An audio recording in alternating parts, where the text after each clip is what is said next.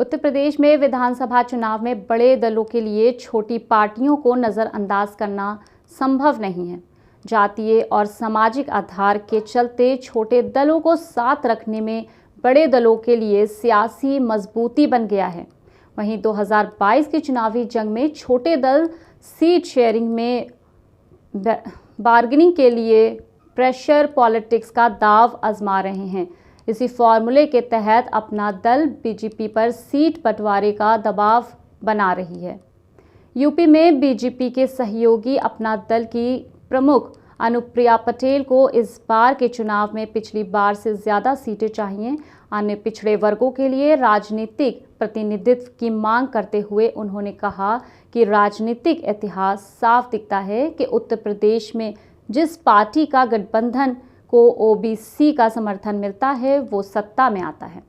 ऐसे में ओबीसी समाज को उनके राजनीतिक प्रतिनिधित्व को बढ़ावा देना चाहिए। अनुप्रिया पटेल का ओबीसी के प्रतिनिधित्व वाला बयान ऐसे समय में आया जब 2022 विधानसभा चुनाव के लिए बीजेपी के साथ सीट बंटवारे को लेकर अपना दल की खींचातानी चल रही है।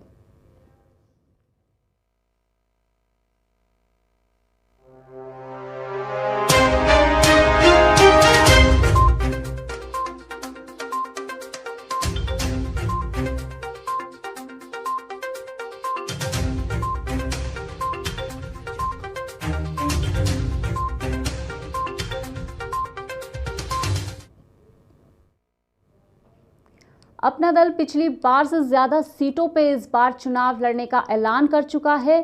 साथ ही उन्होंने इशारों में ये भी कहा कि बीजेपी के साथ सीट शेयरिंग और फॉर्मूले का गठबंधन का भविष्य तय करेगा। वहीं 2017 के यूपी विधानसभा चुनाव में अपने दल को बीजेपी ने 11 सीटें दी थीं, जिसमें से वो 9 सीटों पर जीत हासिल कर पाई थी।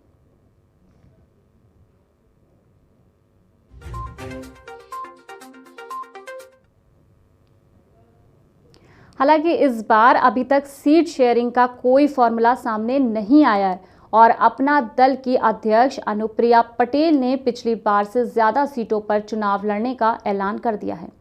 इतना ही नहीं, उन्होंने सूबे में 200 सीटों पर अपने प्रभारी नियुक्त किए हैं।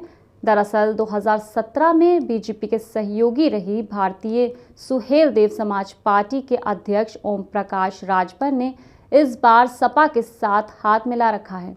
वहीं पूर्वांचल के जातीय सियासी समीकरण और मौके की नज़ाकत को देखते हुए अनुप्रिया पटेल ने बीजेपी पर दबाव बनाना शुरू कर दिया है।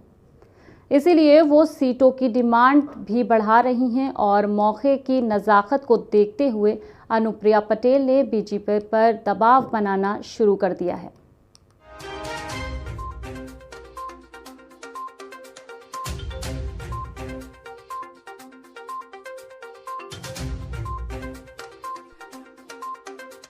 वैसे तो वो सार्वजनिक रूप से बयान दे रही हैं और साथ ही ओबीसी की कार्ड पर खेल खेल रही हैं।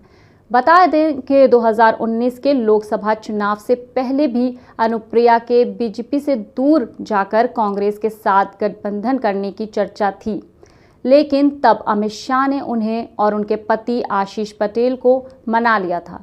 ऐसे में अब 2022 के चुनाव में बीजेपी के पास उत्तर प्रदेश में 2 सहयोगी दल हैं और निषाद पार्टी। यूपी में सपा के लगातार बढ़ते राजनीतिक कुनबे के चलते बीजेपी की सियासी चिंताएं बढ़ रही हैं।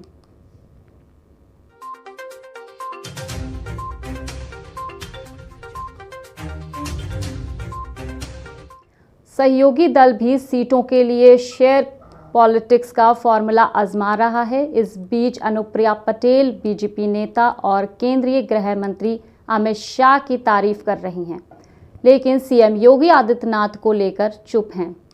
बीजेपी के साथ अपने रिश्ते को बनाए रखने के लिए अमित शाह के साथ ही तालमेल करती हैं। वो कहती रही हैं कि अमित शाह ने जिस जातिगत समीकरण को आकर उसने एनडीए को एक के बाद 3 चुनाव में भारी जीत दिलाई।